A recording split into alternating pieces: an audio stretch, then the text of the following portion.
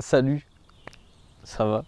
Bonjour à tous, ouais. Salut, ça va? Bonjour à tous. Si vous êtes tombé sur cette vidéo, c'est que comme moi, vous vous êtes demandé par où est-ce que je commence si je veux me lancer dans une attitude plus écolo, plus environment friendly. Je me suis posé la question il y a un an à peu près de qu'est-ce que moi je pouvais faire pour optimiser mon fonctionnement en devenant plus écolo, plus soucieux de l'environnement, etc., etc. Du coup, je me suis dit quelle partie dans ma vie est-ce que je peux optimiser pour être le plus écolo possible? Et j'ai trouvé un élément. C'est que je disposais d'un jardin en ville qui était vraiment à l'abandon pendant 15 ans. Qu'est-ce que j'en ai fait? En fait, j'ai complètement déconstruit ce jardin et j'en ai produit une espèce de machine à patates. Et cette machine à patates a fonctionné. C'est un serpent, regarde.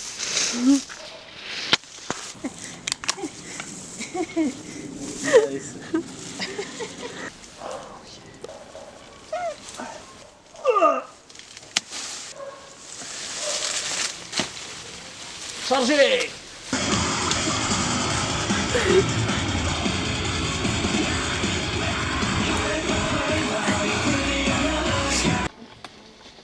Du coup, il fallait commencer par quelque part. On s'était dit, mais ce serait génial si on pouvait produire une partie des légumes, etc. sur les murs. Du coup, qu'est-ce qu'on a fait? On s'est dit, la première étape, c'est d'enlever le lierre qui a poussé là pendant 15 ans, complètement tranquille, pépouze, qui s'est organisé, il s'est mis sa petite table, son petit café. Et hop, on a enlevé une grande partie de ce lierre-là. Ouais.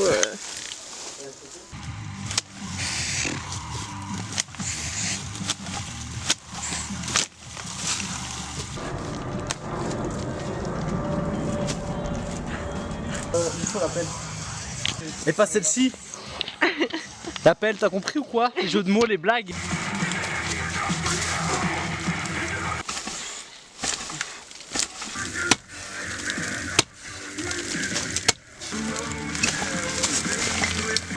Oui.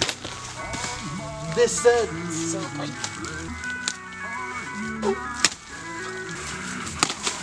Ah.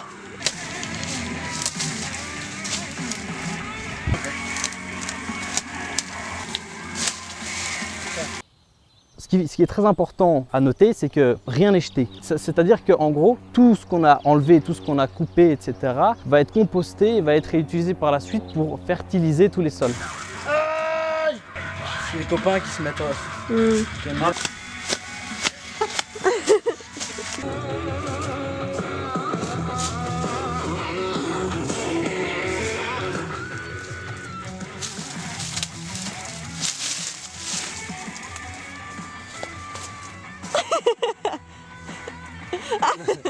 On a quand même réussi à rester dans une idée de réutilisation, d'aller demander à droite et à gauche, est-ce que je peux t'emprunter ta bêche, est-ce que je peux t'emprunter ceci? Et au final, on a pété des tonnes d'outils, comme vous allez le voir au fur et à mesure des vidéos. On a surtout réutilisé des outils vieux, usagés, que des gens n'utilisaient pas, que des gens allaient jeter, etc., etc. Ensuite, il existe des tonnes d'associations qui vont vous louer des outils aussi. Ça, c'est super intéressant, surtout si vous vivez en ville. Du coup, ce qui est assez exceptionnel, c'est qu'on a fait tout ce travail avec 3 outils. Une scie, une bêche et des sécateurs. C'est, tu vois, le truc qui fait comme ça, là. Oupsie. C'est de la merde, hein. Tu peux voir que la qualité est présente. Ça tient. Je travaillais dans le jardin à peu près une fois par semaine, tous les dimanches, avec un ami la majorité du temps, merci Arthur, et d'autres potes qui sont venus à droite et à gauche me filer un coup de main. Ce qui était vraiment génial parce que ça vous permettait d'avoir un moment avec tous vos potes et en même temps de faire quelque chose d'utile de vos journées. Mais comment est-ce que je commence ce genre de taf? Comment est-ce que je trouve le courage? Mais en fait, le courage, tu le trouves en comparant des jardins comme le tien, d'un point de départ à un point final. Parce que c'est ça qui est motivant, c'est d'avoir un résultat. Le résultat, tu le fais en travaillant. Ce travail, on l'a fait toutes les semaines. Ce qui veut dire que tous les dimanches, j'allais me poser dans mon jardin, tranquille, j'allais boire une petite canette. Et puis j'allais travailler, c'est tout. Et en fait, c'est pas si long que ça, c'est pas si dur, c'est ça qui est assez exceptionnel. Bon, ça demande que toutes les semaines, tu te mets dans ton jardin et tu travailles 2-3 heures. Mais moi, en fait, je l'ai fait. Du coup, pourquoi toi, tu ne le ferais pas? J'ai pas la main verte, j'ai jamais foutu mes mains dans un jardin. Mais j'avais un objectif. L'objectif, c'était essayer de produire une partie de ma nourriture. Un an plus tard, j'ai produit de la nourriture. J'ai appris des tonnes de choses et je me suis amusé. Je me suis même dit purée, mais je vais recommencer cette année et je vais essayer de produire plus. Je vais plus me renseigner. Je vais aller prendre des cours de permaculture, je vais faire ceci, je vais faire cela. Et c'est ça toute la logique qu'il y a derrière. C'est que d'une petite idée, d'une petite envie, vous pouvez produire quelque chose de magnifique. Imaginez-vous des jardins dans les communes dans lesquels vous avez juste à vous balader tranquille, prendre vos petites carottes et la bouffer. Enfin, c'est trop bien. Votre enfant, il connaîtra ce que c'est qu'une plante à patates. Est-ce que vous savez ce que c'est qu'une plante à patates? Non, je pense pas.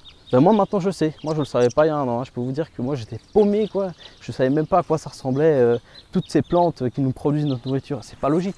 Je fais ce projet pour une seule raison, pour vous motiver à vous bouger les fesses. Je vous laisse profiter de l'avant-après parce qu'il est assez satisfaisant à voir.